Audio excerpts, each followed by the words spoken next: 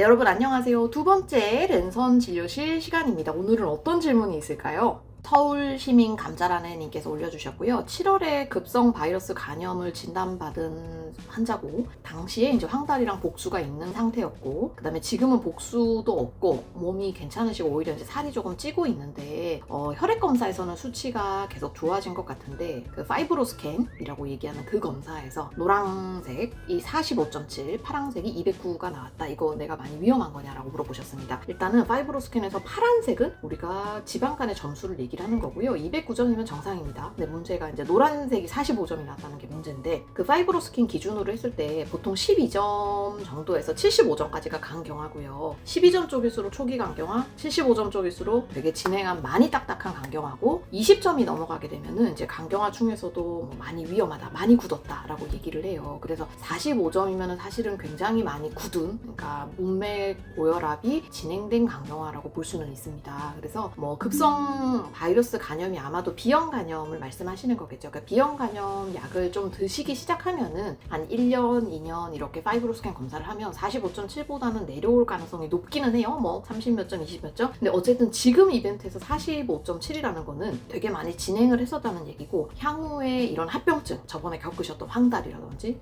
복수라든지 정맥류 출혈 이런 것들이 또 발생할 가능성이 좀 높기는 합니다. 그래서 항상 몸 상태에 좀 관심을 기울이셔야 되고, 소위 얘기하는 비대상성 간경합병증이 한번 있었던 분들은 앞으로도 그런 똑같은 합병증이 발생할 가능성이 높기 때문에 약 잘 드시고 관리 잘 하시는 게 좋겠습니다. 그리고 참고로 살이 찌는 거는 제 경험상은 나쁜 건 아닌 것 같아요. 보통 제 환자분들도 되게 심한 이제 비대상성 간경화에서 회복되려고 할 때 살이 찌시더라고요. 그래서 살찌면서 간 기능도 조금 회복되는 경우가 많아가지고 지금처럼 잘 드시는 게 좋을 것 같습니다. 다음은 KS정님께서 얘기를 하셨고요. 이게 이제 논문이 사실 뭐 실적 때문에 물론 쓰는 것도 어느 정도 있지만, 그 내가 쓰는 논문이 세상에 조금이라도 도움이 돼야 되잖아요. 정보를 하나라도 더 제공을 해주고. 그래서 항상 이런 글을 읽을 때마다 제가 생각나는 분이 있는데요. 제가 은사님 중에 이효석 교수님이라고 계셔요. 지금은 이제 은퇴를 하셨는데, 이효석 교수님이 항상 하셨던 말씀이 아무거나 이렇게 논문 쓰지 말고 정말 도움될 만한 거를 써라. 그리고 예를 들어서 논문을 다 썼는데 이게 별로 도움이 안 되고 지식을 위한 지식 이런 느낌이라면 그냥 버려라 라고 얘기를 많이 해주셨던 분입니다. 그래서 지금도 뭐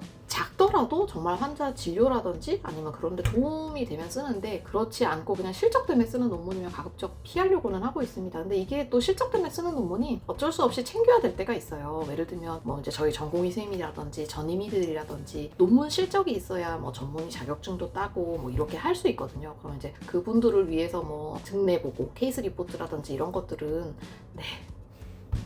참 살기가 어렵습니다. 그다음 다음은 이제 MR님께서 질문 올려주셨고요. 알코올성 간경화 환자분이에요. 참고로 수면 전 몸무게 대비 자고 일어나면은 항상 700~800g이 줄어드는데 간경화 환자들의 공통적인 거냐? 아니, 그렇진 않습니다. 그래서 그러니까 자고 일어나면 줄어드는 게, 글쎄 제가 지금 이제 약물이 기억이 안 나는데 이뇨제를 만약에 드시고 계신 건지 그다음 이런 거를 좀 봐야 될 것 같은데요. 뭐 간경화라서 자고 일어나면 몸무게가 줄어든다 이렇지는 않은 것 같아요. 다음은 이제 공룡이님께서요. 그 공수장 헬스장 이거 영상에 대해서 올려주셨는데, 영상처럼 등이랑 가슴에 힘이 들어가는지를 보는 게 중요할 것 같다고 올려주셨어요. 그 공수장 영상이 사실은 제가 약간 원래 코믹으로 만들려고 저희 전임의 선생님들한테 부탁을 해서 간 거였는데, 전임의 선생님들 생각보다 운동을 너무 잘하는 거예요. 그리고 막 이거 운동도 이미 많이 한 몸들이더라고요. 그래서 원래 코믹 영상으로 찍으려고 한 게 갑자기 이제 교육 영상이 되기는 했는데요. 어르신들이 이제 그 운동하는 방법을 잘 몰라서, 사실 이게 뭐 가슴 운동인데 진짜 팔로만 이렇게 하고 있다 이러면 이제 팔만 운동이 되고 정말 대흉근이라든지 그런 큰 근육 운동이 안 되잖아요. 그래서 그런 자세 같은 거는 조금 잘 도움 받으시면 좋을 것 같습니다.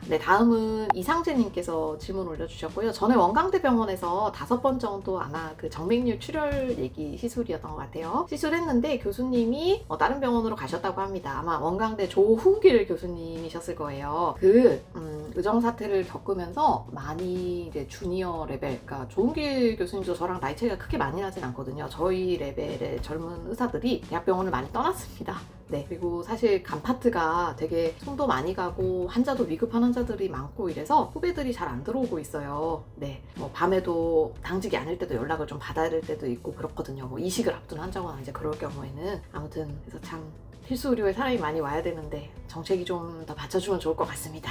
다음 다음은 유전님께서 질문 올려주셨고요. 비타민C, 오메가3, 마그네슘은 간에 괜찮나? 네, 괜찮습니다. 세 개 다. 비타민C랑 아마 오메가3는 제가 따로 영상을 만들었던 것 같아요. 그래서 우리 편집자님 이렇게 링크 하나씩 좀 부탁드립니다. 그리고 마그네슘도 뭐 그냥 전격 용량 안에서 드시는 거면은 간에 영향 없을 것 같습니다. 다음은 이준희님께서 이제 올려주셨는데 이준희님한테 제가 만년필 3개를 입문을 시켜드렸어요. 그래서 요새 막 제 생각보다 엄청 만년필을 사고 계신 것 같은데 펠리칸이라고 그 만년필의 몽블랑 다음으로 거의 유명한 브랜드가 있는데 아마 거기 거를 사신 것 같아요. 그래서 조류 독감에 걸리실 것 같다고 얘기를 합니다. 그 펠리칸이 만년필에 항상 그 펠리칸 새 있잖아요. 그게 이제 그려져 있어가지고 사람들이 조류 독감이라고 부릅니다. 네, 다음은 매젠틀님께서 이제 고주파 치료수를 2주 전에 시술 받았는데 통증을 전혀 못 느꼈다라고 얘기를 하셨고요. 너무 다행이고 이게 고주파 치료술이 암의 위치가 어떤지에 따라서 통증 정도가 되게 다른 편입니다. 약간 간의 피막, 우리가 간의 표면에 있는 그런 암일수록 고주파 치료술 할 때 굉장히 통증을 좀 많이 느끼고요. 안쪽에 있거나 이제 그럴 경우에는 통증이 좀 많이 없는 편이고 어쨌든 우리 매젠틀님은 큰 문제 없이 지나가셔서 너무 다행이에요. 네, 다음 질문은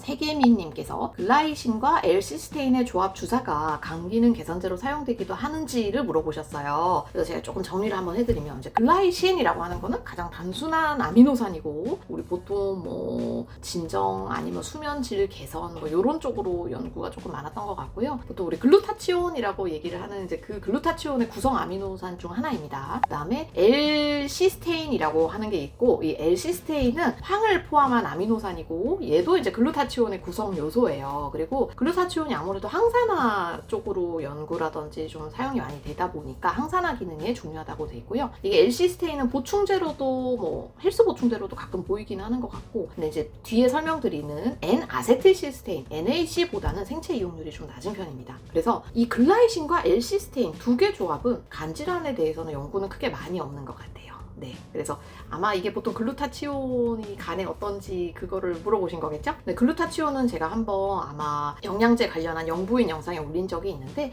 우리 편집자님 여기 링크 좀 올려주세요. 요거 두 개는 크게 연구는 많이 없고요. 간 질환에서 많이 연구된 성분은 바로 요겁니다. N-아세틸시스테인. 이제 뒤에서 제가 NAC라고 이제 계속 얘기를 드릴게요. 이 N-아세틸시스테인은 관련 연구가 되게 많은 편입니다. 그래서 N-아세틸시스테인은 글루타치온의 합성을 도와주는 그냥 보충제 정도로 생각을 하시면 되는데 얘가 아까 되게 항산화 능력이 좋다고 해서 예전부터 뭐 알코올성 간염이라든지 아니면 옛날 비형 간염이라든지 이런 데 많이 한번 좀 쓰여봤었거든요. 그리고 최근에는 아마 이게 가래 그 점액 용해 용도로 좀 쓰이고 있는 것 같은데요. N아세틸시스테인은 근데 근본적으로는 여러 가지 뭐 오리지널 아티클 연구가 진행이 됐었는데 다 페일이었어요. 그러니까 엄청 고용량을 썼는데도 이걸 쓴 곤이랑 쓰지 않은 곤이랑 뭔가 임상적으로 유의하게 차이가 나지 않아서 별로 이제 효과는 많이 없었었는데 되게 놀라운 게 네트워크 메타 분석이라 그래가지고 그렇게 페일이 됐던 여러 연구들을 다 이제 짬뽕을 시켜서 메타 분석 그 중에서도 네트워크 그러니까 뭐랑 뭐의 조합 뭐랑 뭐의 조합이 어떤지 이렇게 보는 게 있었거든요. 그게 2015년에 이제 실린 적이 있는데요. 저희가 보통 굉장히 심한 알코올성 간염 그러니까 술 많이 먹고 황달도 그렇고 막 간 기능이 너무 떨어지는 환자에 대해서 스테로이드 치료를 원래 표준 치료로 쓰고 있는데 이게 이제 네트워크 메타 분석을 하다 보니까 스테로이드 단독보다는 스테로이드랑 NAC, N-아세틸시스테인을 같이 썼을 때가 오히려 조금 더 효과가 좋았다라는 연구가 있어서 미국 소화기학회에서는 굉장히 그런 안 좋은 환자의 알코올 성 중증 간염에 대해서 스테로이드랑 NAC를 같이 쓰는 거를 권유를 하고 있습니다. 근데 실제 임상에서 진짜 그러면 이런 환자들한테 NAC를 쓰고 있느냐? 앞서서 제가 그냥 개별적인 오리지널 아티클에서는 다 페일을 했다고 얘기 드렸잖아요. 그래서 저는 많이 쓰고 있지는 않은 것 같습니다. 이게 네트워크 메타 분석은 이럴 수 있다라고 약간 클루를 제공을 해줄 수는 있는데 이게 실제로 정말 NAC를 그런 환자들한테 위중한 환자들한테 써도 되는지에 대해서는 조금 더 연구가 제 생각엔 쌓여야 될 것 같기는 해요.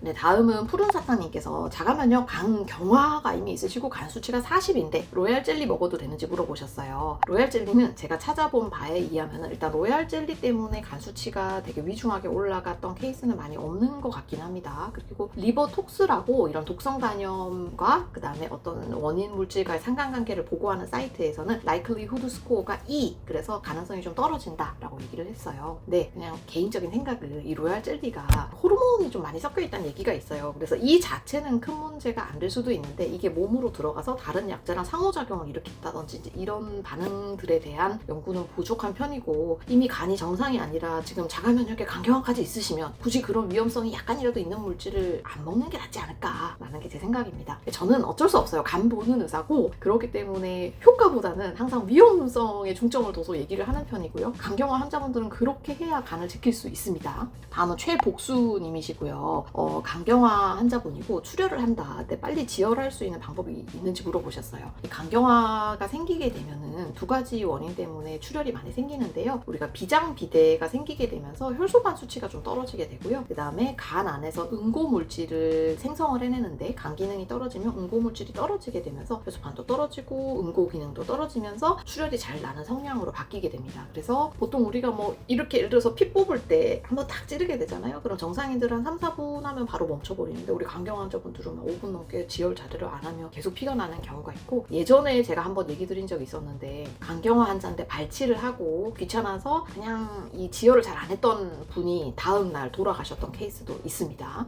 그래서 결국은 최복수님 이렇게 피가 날 때 효과적인 거는 오래 누르는 거 말고는 없어요.